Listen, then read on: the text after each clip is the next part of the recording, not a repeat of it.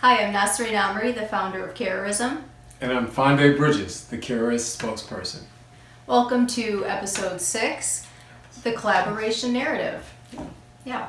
So I just want to talk a little bit about the collaboration narrative. Really collaborating with others is how humanity thrives. It is. However, many of us describe our story, our journey, through a conflict narrative, like man versus nature, man versus himself. Right, exactly. And the truth is that all of life is a collaboration. Is it? Yeah. Yeah, every point of connection is collaborating to create all of existence. And so we really live our best lives when we consciously, lovingly use kindness to collaborate with ourselves, nature, and others. And that's why collaboration is one of the principles of the Carrorist mindset. Yeah. So let's pick the healthy word of the day. Excellent. Do I get to pick? Yes, please. Oh, wow. Let's see here. I actually remember when one of the healthy words was collaboration. A couple days ago, Yeah. right? I'm like, that's one of the principles. I have to say, I really enjoyed doing the work for the collaboration narrative. I think I just love thinking about it. And I love the idea that we are all quietly working together for a greater outcome. So, the healthy word of the day is dynamic.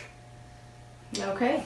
I All bet we found some dynamic collaborations to talk about. All right. So I am going to look up the definition. Here we go. Okay, super. It's an adjective characterized by constant change, activity, or progress. Is there another? There's more. Okay. No, there's a lot more. But I just want to pause to say characterized by constant change, activity, or progress is dynamic. Mm-hmm. Constant change, constant activity. It's like an energy of. Or right? progress is dynamic. I like that. Relating to forces producing motion, often contrasted with static. Okay.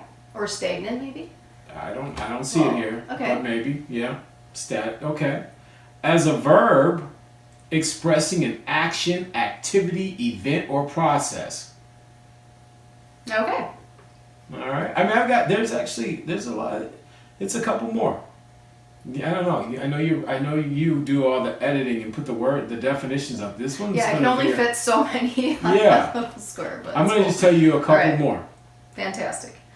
As in, she's dynamic, positive in attitude, and full of energy and new ideas. Mm-hmm. You know, I'm going to lean towards that one Okay. all the time of a person. Mm-hmm. The other ones we're talking about like processes or systems. Right. When it Okay. is related to a person, I would say this is the definition that we normally come up with. An adjective is positive in attitude and full of energy and new ideas.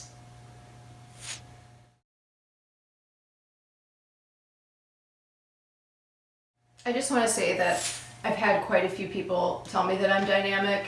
Okay. And I wonder if they had that in their mind when they used the word. That you were full of new ideas? Yeah, right.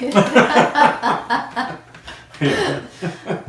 Probably, actually. Yeah. Well, good. Now we have the healthy word of the day. Thank you. I appreciate that. Yes. So I'm going to go first with my little All right. highlighting of collaboration. And this is actually very dynamic in that it is still a work in progress. It's still moving. It's still a collaboration Yes. in motion. Yeah, I didn't know that. But now I can say it's dynamic. It's got progress. It's progressive. Yeah. So, like the coronavirus, Wow. I know. It's hard not to have that on our minds, you know? But like the coronavirus, All right. Yeah. many of us are susceptible to cancer. And this is a sensitive, intimate topic for me because Yeah, my there's a lot going on. stepmother was recently diagnosed with cancer, breast cancer, about 3 months ago. Yeah. And I'm happy to report that she's doing relatively well, all things considered. And she doesn't have many more treatments to go, but she's doing well, and it's mostly because of her positive psychology, her positive attitude, which is majority of the battle. But I just wanted to, to thank everyone that's really put their hearts and minds together to search for a cure, because I've done a lot of research and going on this journey with her, and I've just found it absolutely fascinating how much goes into a treatment plan. And I wanted to highlight this organization, because they definitely represent a beautiful collaboration. And it's the International Cancer Genome Consortium. Kind of a mouthful. Very dynamic. Yeah, no doubt. But they do research sequencing of the DNA to map the genetic impact of like over 50 cancers. And they're searching for a cure, right? So they are one of the most ambitious biomedical research collaboration of our times, and one with real world impact. Okay. Like recently in February of 2020, a whole international team came together, a collaboration, to complete one of the most comprehensive studies of whole cancer genomes. And this is important to study that, and so that they can help with treatments and diagnosis, so on and so forth. Right. And previously, like before this was completed, the research that had been done before from other groups only covered 1% of the genome. So they finished off the 99%, which seems kind of important. Like you would need to collect all of the information, right? So anyways, this collaboration involved over 1,300 scientists and clinicians from 37 countries, analyzing 2,600 genomes of 38 different tumor types. So that's a lot of collaborating. I just wanted to thank all of the hearts and minds that come together in search for a cure for cancer. Thank you for terrorizing humanity in that fashion. Yeah, well, I'll tell you, so I also know some other quiet facts. I know you have an aunt who has multiple battles that she still stays on the front lines about. She's dealt with cancer. Recently, you had a good friend of yours call you from the hospital and remarked that he is in a battle with cancer. And odd fact is that my grandmother on my father's side passed away due to complications from cancer. Okay, I didn't know that. Yeah, interesting. Yeah, that's an interesting story. She actually sounds like she could have been treated, but due to her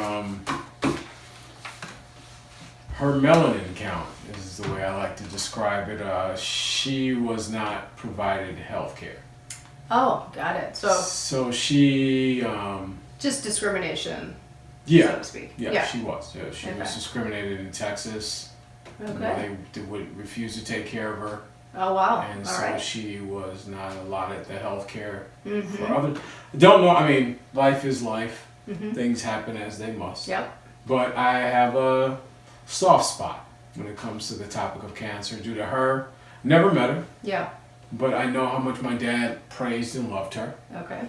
And so the subject is a hardcore subject, and of course we all have family and friends who, to your point about praising people about the subject, I think there's a lot of positive energy that people are giving to the cure. Definitely. Like energetically wanting to see results and wanting to see more and more positive outcomes. Right. As things go ahead. So that was powerful. That's a lot of stuff. A lot of information you have there. When you said little, I saw your notes. I've never seen you with so many notes. So. Well, yeah, there were a lot of speaking of collaboration, there were a lot of numbers. And, it looked dynamic to me when I looked at your paper. So here we go. I went down. Okay, I'm sure everybody's going to guess this person. So part of what I'm trying to do here by sharing about this person that made a statement about collaboration. Because that's what I found. I found a quote, Okay. as I love to do. Start with a quote. I love it. I love it. I just, I think we as humans have experiences, and sometimes we can capture words that really express what it's all about. Collaboration narrative. This guy, I think he got it intrinsically through and through. So the person I chose was born during the middle of the Civil War. I don't know if everybody knows, Civil War was 1861 to 1865. Okay. He was born in 1863. So just interesting times. By the age of 15, he became a watch repairman, able to put together and take apart almost every single timepiece he experienced. Did it run in the family? Was it a family business? No, his dad was a farmer. But I'm just saying, if you've ever opened up a watch, that's. Well, I had bought my son a watch where like you could see the gearbox, or it was like a clear panel, and so you could see all the gears. And I thought, wow, that would be. I did think about people in those times doing repairs and how fascinating, how dynamic. Oh, I mean, right now, right? There are watch repair. I mean, okay. So at 21, and again, this is the 1800s. I don't know. I've been in that space lately. That's fascinating. I'll have to look into that. But in the 1800s, at 21, it's right at the cusp here. He became a serviceman for portable steam engines. So he's been playing with watches, and now here he is. He worked for the steam company, and I guess he decided, hey, you know what? I can do better just servicing the engines than being one of your employees. So that's kind of cool. And he didn't just fix things, he was an inventor. By the time he would pass away, he would have 161 patents. Wow. For different things that you could apply, that were applicable in real life, right? That being said, at the age of 38, he would invent his first machine that is also just basically, I love that they said machine, but it's really a motor vehicle. So he invents this motor vehicle, ends up racing the motor vehicle. Got it. And I think I got it. Do you? No, but hey, ends up racing the motor vehicle. He ends up racing, building, and winning the race with the motor vehicle. Allows him to get enough funds and supporters to create his first company. He would go on to fail at that company. And then he would try another company and he'd fail at that as well. So going with the theme that the third time is the charm, he creates a company where he finally produces motor vehicles to the tune of 15 million vehicles of this original car. All right? He ends up publishing a book. A side note, just kind of, kind of inventive, smart guy. He published a book, though, and it's an anti-smoking book in 1914. did he smoke? He did not smoke, but more importantly and very fascinating, that was before there were any warning signs. Right. Yeah, that smoking was a problem. Like smoking, no one was like, you shouldn't smoke. He though, for some reason, and there's different stories about how he ran his business, but I'll keep moving on. I just thought it was an interesting little fact that he created an anti-smoking book in 1914 when everybody was like, no, really, it's healthy. Yeah, I need this to clear up my bronchitis. I mean, for real. It was that time period. Fun fact, he ends up becoming friends with an African-American prolific doctor, George Washington Carver. If anybody has peanut butter in their life, it's got a lot to do with George, which is an interesting little fact people may not know. George Washington Carver. But George Washington Carver also worked with soybeans. So this gentleman and George Washington Carver get together and they create a plastic vehicle made of 100% soybean that runs on alcoholic grains.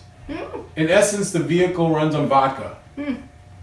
Just pour a little vodka in the gas tank, and you be in your plastic soybean car headed off into like 2058. I was just thinking. That's futuristic as it comes. Yeah, I can see why people are against that machine. People hated it. Right. It did not take off the ground.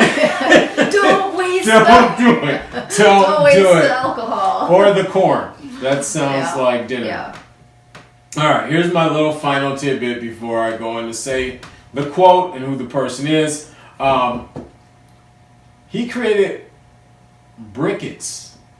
I mean, like, and when I say that, maybe I'm saying the word wrong, because you know me, I may not always pronounce words in the proper way, but briquettes are the charcoal, a briquette.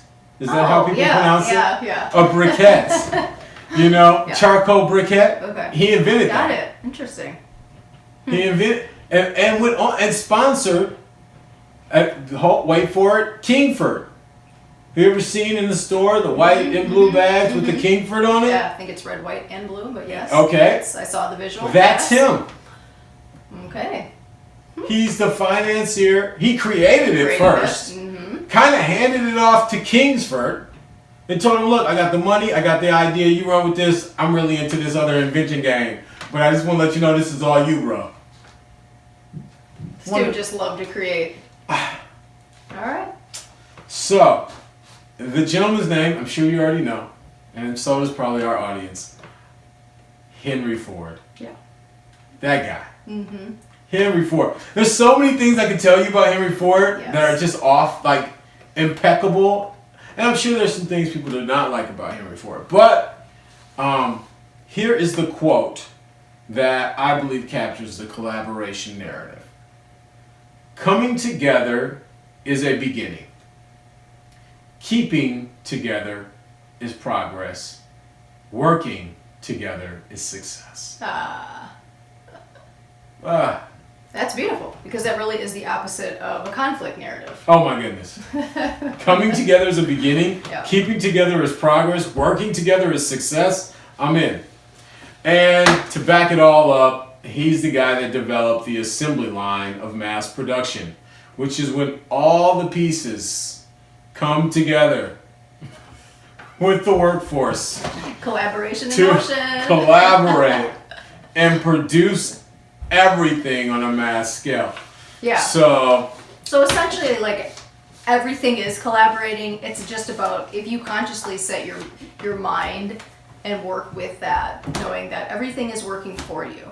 That's the heart of the collaboration narrative. So, actually, what, you got it? the Carrorist question of the day is actually for you, Mr. Fonde. Oh, is it really? Yes. You know, here's the truth. I know that I did not have time to look up the question. I picked one really quick before we got here. I am grateful to that you took care of that, because all right, go ahead. That's perfect. So ask me the question. Okay, so this question comes from the elementary students at Horace Mann. And the question is, Mr. Fonde, why do you always wear that hat? Now, before you answer that, I just want to say thank you to all of our viewers who have made comments and remarks. It really does assist us in these times. And I was a professional model and an actress for a decade. And so now I'm doing my own camera work and editing, writing, and lighting. And so some people have remarked that it's very challenging to see Mr. Fonde's face because of the hat, and he's kind of in this shadow. So I just want to say I do know, and I appreciate all the remarks because it really assists me in pursuing the optimum. So thank you, very welcomed. But as we know, with collaboration comes compromise, often, and Mr. Fonde really wanted to do only a podcast. And I just want to say that I'm really grateful that he agreed to do this video version, so to speak. So thank you for being here. Yes. And My pleasure. yes. So, Mr. Fonde, why do you always wear your hat? So, I wear my hat because one, I am just in love with words. I don't know, such a words save my life, and healthy words like carrorism or carrorist or kindness or love nurtured me in the hours and the moments and the seconds where I could find no other care. So for me, it's wonderful to wear the hat because maybe a person sees it and they look it up and it's their thing. You know? And I would be remiss to miss out on an opportunity to provide them with a word that they've never heard of or seen before. And so I know we're going digital. I know that people will see this. I know that we do this well. In 100 years, maybe on some flickering device with a bunch of static, somebody sees this hat and they're like, I'm a carrorist. Right? So, Right. Yeah. So, and anything in between. So I wear it as my voice's ability to scream silently. So That's beautiful. that's what it's about. That's what the hat's about. And to the Horseman kids, you all already know I have a Carrorist t-shirt too, and it matches the hat. And I'm about to create me a Carrorist face mask. They do have a side question. They said, Mr. Fonde, do you also sleep in it? And not when it falls off my head when I fall asleep. He does love it that much.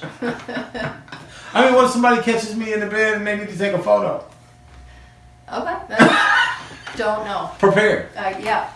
Ready to go. Well, I love the word more than the hat, but I love the word because, like I like what you said about words really helped you when you needed it. Yeah. And Save all that. I was always a carrorist. I just didn't have a word for it. And that's what it means to me. So. And I really intrinsically believe there are millions, if not billions, of people who are carrorists. Mm-hmm. Mm-hmm. Who just don't have a word for the love and the kindness that they do. Mm-hmm. Right? So I'm all about it. Well, thank you. Yeah. I So that's the appreciate it. answer about the hat, and I treasure the opportunity to wear it. Wonderful. Yep. All right. Well, thank you, everyone. It's been a great show. Very dynamic show. And like we always say, Be kind to yourself and everyone else. keep on carrorizing. Goodbye.